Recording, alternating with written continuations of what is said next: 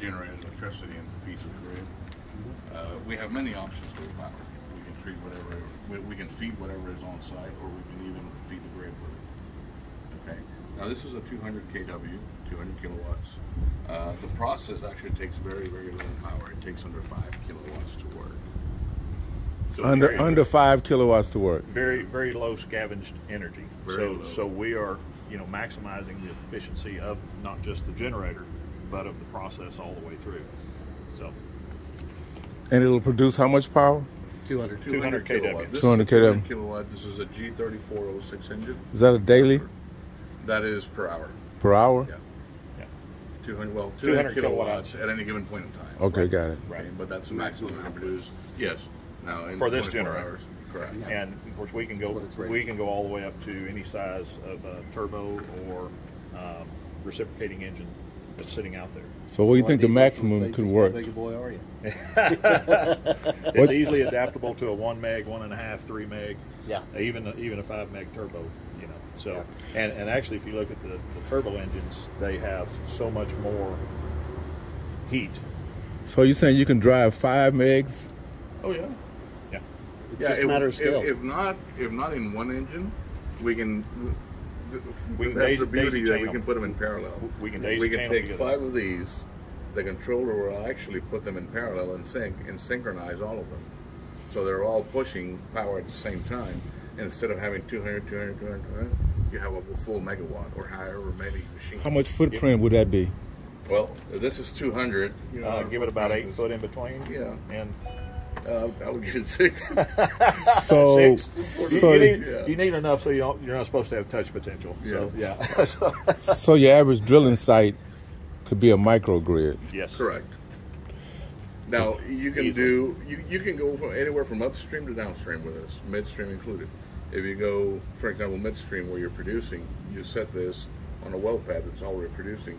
You bring out your fluid, you separate your water, your gas, and your oil. Your oil, of course, you sell. Your water gets distilled, and your gas is being used up by the end. So the original feedstock is what to push it? Fluid from it. If we're doing oil, it's fluid from the water well. From the gas well. Okay, so it's coming. And it's got a gas and water combination? Is that bottom line? Anytime you produce oil, salt water, and natural gas. Right. So every downhole salt storage water could be converted to a power plant. Correct. Damn. I'm going to get me a plane. I got work to do. Look at one for me. So we're going to need a whole jet fleet. I mean, okay. So is it only distillation? How is the separation?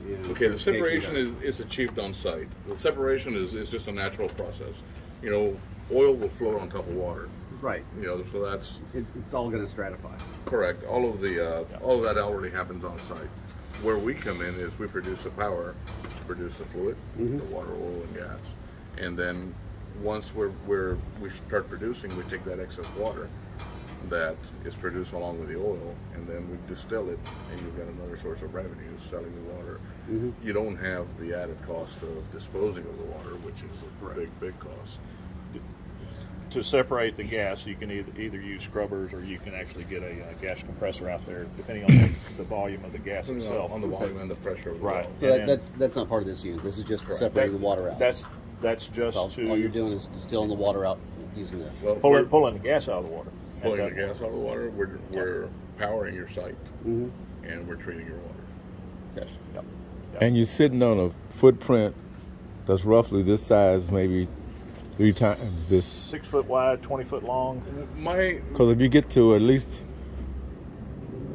100 kW, then you can roll them up to meg. That's really small. This is a 200 right now. here. What I'm saying is, I'm just doing the math on the money. I'm talking money now. I'm not talking about the machine. 100 megawatts. If you had Go behind you. Is that a 1? Yeah. Okay, so there's a 1 right there. Okay, so if you had 100 of these, 100 of those, and within a footprint of how far can you combine them together? 40 by 10. You can combine up to 32 together. Do they have to be wired? Yes. Yeah, you're gonna run them into the transformers, run them into the switch gear, and then run them into, either stack them into the power line or. We got a wireless powered cell phone equivalent strategy right now. And if you're taking these and creating the blockchain for, or you know, Right, for Bitcoin buying, blah, blah, mining, blah. whether it's Bitcoin or whatever, then your power source, if you take, how much is gas going for now? 7 or 8 per MMBTU? It was 3, and that's for processed gas, and I think it's 7 or 8 now. But if you convert it to electricity and sell that electricity wholesale to the power company, that's approximately $37.50. So you take that waste gas, you've already created $37.50 worth of revenue, minus your cost, obviously. But look at what your costs are now for mining. Exactly. So, well, the number one thing is green alternative. ECO green. Right. So the whole state of Texas then becomes a green by definition. Exactly. With the whole strata of 5 gigs on the backside 4.5. that we need to at least cover the potential for another snowstorm or hot day. Yeah. 4.5. You want to be billion. governor, Jose? We'll make you governor. He'd be a good one. He'd be a lot better than the ones we've had. He thinks I'm playing. I'm serious. He'd be a lot better than the ones we've had. Thank you, I'm telling you, man. I'm going all the way back to 1800. Well, I don't know. I'm just saying right now we need some help. That's a man with good sense. Because we are in the hole. Yes, sir. 5 gigs. The good news is the oil prices did come back up. Yeah. Because we were about to be belly up on the budget. Oh, absolutely. And we sitting around talking about all the other crap. Like, that's the most important thing. I mean, God almighty. Didn't they read the last time we went through this called a depression? This is my regular job. But that's what I do. I build the power lines. Jimmy Don does too. We build. Okay, unfortunately, we build the Ferran left the house and didn't get 345 didn't get, That's my day didn't job. get the cars. Okay. I'd manage the fleet of harbor tugs that dock and sail the ships. Really? The shippers at Freeport LNG. Right. Okay. So all I do every day is deal with liquid natural gas. There you go. That's got my personal phone and personal email address on there. Fantastic. Yeah, that's how we PTSD met, was on the Foundation. board of Yeah. PTSD. Thank you very Yeah, much. So- This way, guys. Thank you all very much. Oh, for sure. Yeah.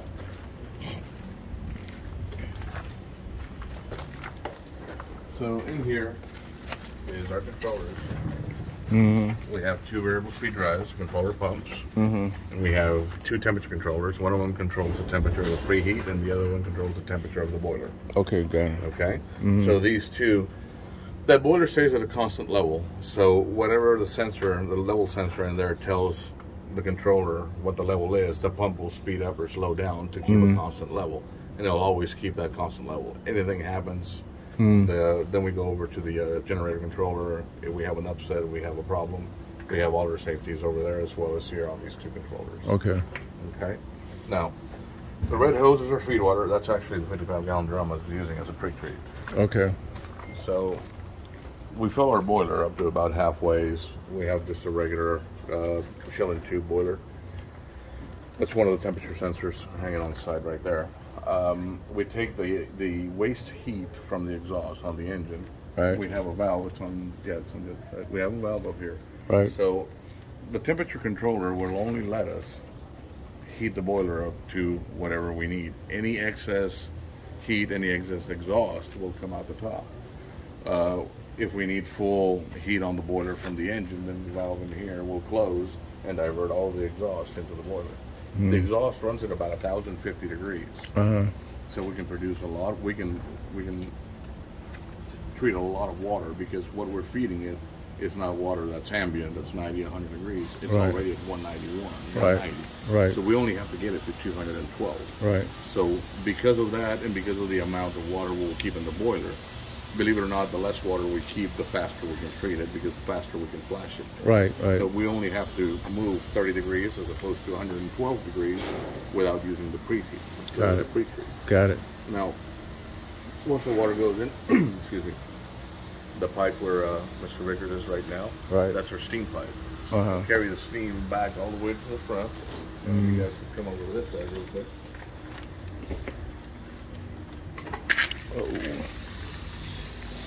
I had a very rudimentary level for the boiler installed, so I could kind of keep on the level and, you know, program my controller to keep the level I wanted. But once the heat goes in, it passes 3 or 4 times, and then it comes out the top, and the exhaust is now, you know, exhaust. which the engine meets all EPA regulations, by the way. The pipe on the top will bring the steam, bring it all the way to the front. Once at the front, we have a modified radiator we're using as a heat exchanger. Steam goes into the top, water comes out of the bottom, clean water. So the water equivalent can ag products or human consumption or both? It depends on what we feed it first, what do we have into it. But we can get it. We've got lab results to where it's as good as well water. Okay, okay.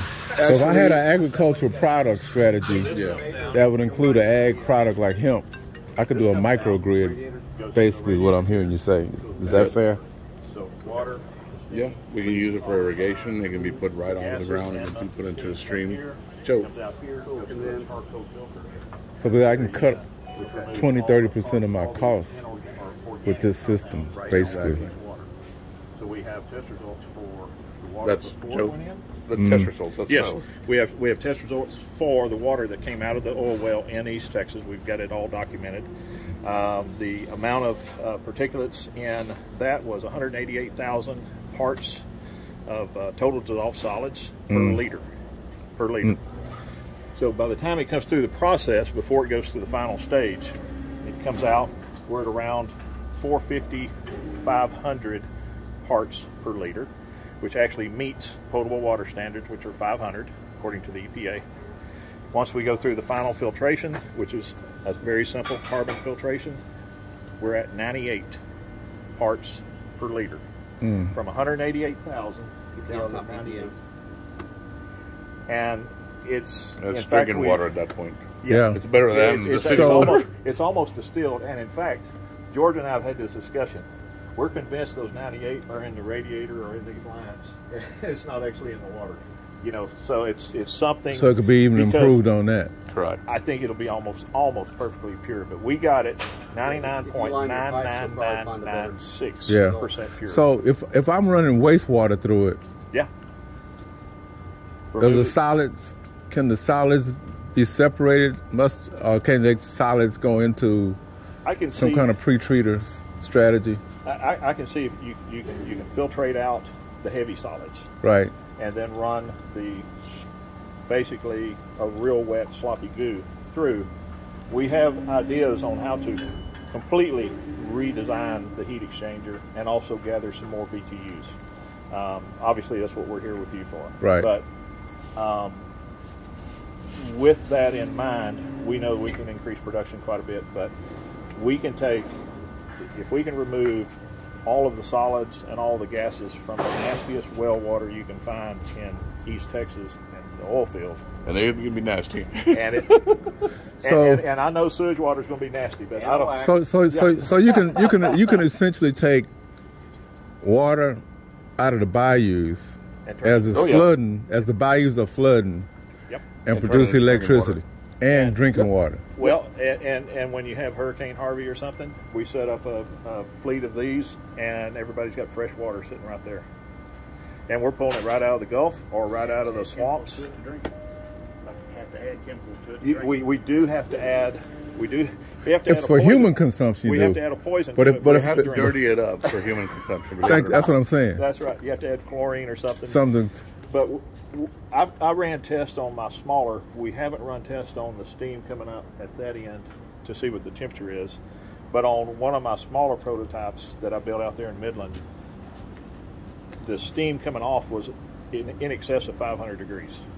In fact, you know, it was super steam and you couldn't see it, but it immediately cut through the rubber hosing. So we know that rubber hosing. So if you had one of these sitting out at Lake Houston, you could eliminate the flooding problem on that side of town, essentially. Pretty much. I got 3,000 acres we need to talk about immediately. Because we moved that from the floodway, potentially from the physics side, we can build affordable housing out there. So the whole... 4.5 billion barrels of salt water, oil field salt water, a year in California go down. That's more, if you do the math, that's more than enough water to solve their water woes. So California's got 4.5 billion. Greg, just this morning, well, from yesterday, Long Beach announced they want to shut all their remaining wells. Shut them. How they gonna shut them? Shut them down. $4.5 billion in so they can California. go green. $4.5 billion. So they want to. Texas and Oklahoma. Dang. So we talking 10 billion. 20 billion nationwide. Long Beach used to supply 20% of the nation's oil. Just Long Beach. Yo, Bakersfield. Bakersfield. Look how dry it is. Yeah. Sacramento River comes through there, but nobody gets to use that except LA. My uncle used to be head of the South California Water District. So yeah, it's a messed up process, and none of it is developed with logic and reason. And all this water that they take and waste can be reused. Just the thing to think about this: if you process water traditionally in any way right now, it costs more money for the fuel, for the energy involved, than the water is worth. Yeah. Well, we're using waste. If you price the water that's in here, we're using waste. That still costs more than it's unbelievable. Gasoline at the pump. Absolutely. But if we're using waste that someone is paying somebody to flare off and get rid of that flare gas, and then you have the carbon credits, and those are going against you from the EPA and the Railroad Commission because those limit your production. We can reduce all of that and produce basically free water with completely waste heat. And here's another the EPA is starting to look at is heat pollution. Right. Because we're taking the heat off this and transferring it into the water, which is a heat sink, we're reducing the heat footprint for running generation. So since all this is mobile, it's basically a flood control strategy for storms. We could line these up with whenever a hurricane hits, and the government could have a whole fleet of them. How much money are we talking? I'm the engineer, guys. Ask me how it works. Come on, you know the answer. It's every bit of it. No, what I'm saying is, if I want to do one of these, it's one price, right? But if I want to do 1,000 of them, it's one price. If I want to do 100,000 of us, you know, right. It's a job creation, manufacturing opportunity. I think we'll have those numbers to you very quick because we've, Georgia's working on those. There's, certain number of man hours, things like that. Obviously, the big thing is to get the engineering completed so that we maximize BTU. Now, the biggest thing is having the money. Well, the second biggest thing is engineering. Well, because even if you don't have it work one day, it can still make money. Absolutely. And that's just why I get paid. Okay. Because that's the secret sauce. Well, I'm just the crazy guy that comes up with wild ideas. I've met a bazillion of crazy guys. This is not crazy. This is close enough to be bankable. This is one of those napkin ideas where I knew just enough when I was looking over the fence going, what in the hell are those people doing? They're doing it all wrong. Okay. That's usually how it starts. Just try to take the whole federal government and say that. That's what I've been really doing. Because they're doing it backwards and stupid. The traditional way to heat exchange is to wrap the exhaust with a pipe on the outside, and you can't even get 10% heat transfer doing that. But that is the way you do heat transfer. That was the biggest problem in the snowstorm. We envelop the entire heat exchanger with the hot gases. That's what they didn't want to pay for. Truth, God's honest truth. That's what they didn't want to pay for. They didn't want to pay for the development of that because it was never going to get to be 5 degrees in Texas. And what they'll do, they'll wrap this thing up and run glycol through it, and then take that and run it through the water and heat the water up. Well, you 10% and then 10%. Okay. So let's establish some simple parameters here, so we can all get on the same page. I need 5 gigs of power. This can produce 5 gigs of power, one way or the other, and it's a mobile unit.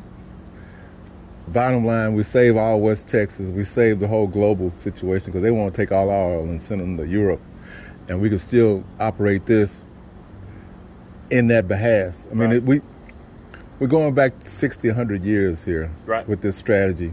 That's really what it is. Because that's why Hitler lost World War II. He ran out of gas. Everybody. I mean, Putin is going to run into the same problem, except he's got excess oil, but he don't have refining capacity.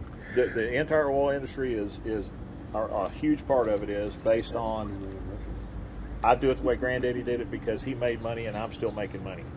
And he'll be a dinosaur. He'll be a dinosaur when the kids come along. Yeah. With his Bitcoin mining at the well, they're already starting to figure it out. Right. So it's just a matter of time before they're going to start networking like they're doing everything else. And they're going to put you out in pasture. You better have a check already. What does it cost to mine a Bitcoin? It's around $16,000, right? I have no idea because I don't care what it costs. I just want to make money. What if you're doing it for free? Well, that's why I'm here. Okay, now that's why I left. That's what I'm saying. That's why I got up this morning. Right. Left a couple of pretty wives even. So we're taking that's how we do it. Taking waste heat all the way down to water that can be put into a stream or Yeah. put onto a field. Yeah. And you can also lock up the carbon in the greenhouses. You can lock it up in the plants. So you've got a carbon sink. You've got a heat sink that's heat pollution, carbon pollution, and water you don't pollution. have to run the separate line of pipe. That's right. Can we get put all this into a 3-pager executive summary type story? Yeah. With some numbers on the backside, because when I present it, it's got to be logical, but the bankers don't want to work that hard. They want to look at the numbers. Right. They'll read it. They'll have staff read it or whatever. But the whole point of it is, how much money are we talking? Depends on what your starting point is, because we could easily go for a big. My starting point is 5 gigawatts reverse engineered. 5 gigawatts. Well, if we were looking at turbines. 780 megawatts, we're basically looking at a number of around 1.2 to 1.8 billion, somewhere in there. That's about right. So if we bump that on up, so we're probably in the range of 2 to 2.5. That's about right. Per gigawatt. That's about right. Per gigawatt, which actually compares to what a power plant costs, which is $2,500. Well, you got equivalent to a solar power project at those numbers. Right. But you're going to bring these numbers down, and the volume's going to go up. We have extra revenue sources. Well, and we have the minerals coming out that have all types of deep earth minerals. Well, the extra revenue sources is just pure profit. See, first you want to just pay all the bills, and then everything else is just add-ons. That's just gravy. Another load of gravy. Yeah, you get paid for nothing. Yeah, you get paid for nothing, and the chicks are free. That's that's kind of how it works. Money for nothing. That's it. Like that song. I like that. But the lithium. You said everything with the '67 Mustang. See, I know you. 3 to 5 times higher than what you'll find in the saltwater than what you'll find in the ocean. Well, China's already mining lithium from ocean saltwater and making a profit, and it's not feasible if you just have one well, but if you've got thousands of wells and you can aggregate that water. Think about how many storage wells are sitting out there. Yeah, exactly. All that deep storage well story, pull them out of there. And you're do a whole retrofit upgrade.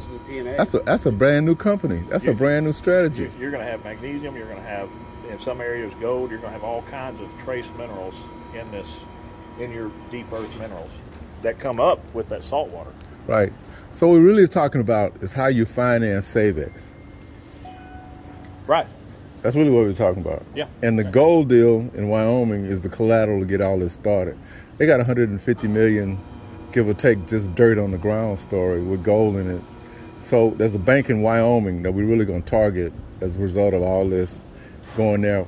It's kind of like the new strategy for the development of the alternative to climate, but everybody else is going to be looking at how you collateralize it. See, they want to see where the numbers are going to come out at. Right. This is just small enough, yet big enough, to where you can just module it.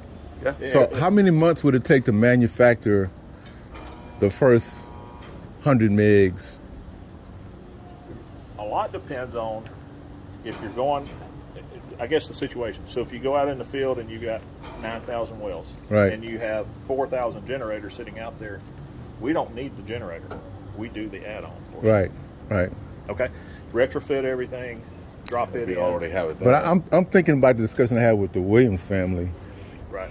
They can push 50 million gallons a day of water for what they're doing just in the ag thing, right? That was 800 1 meg units.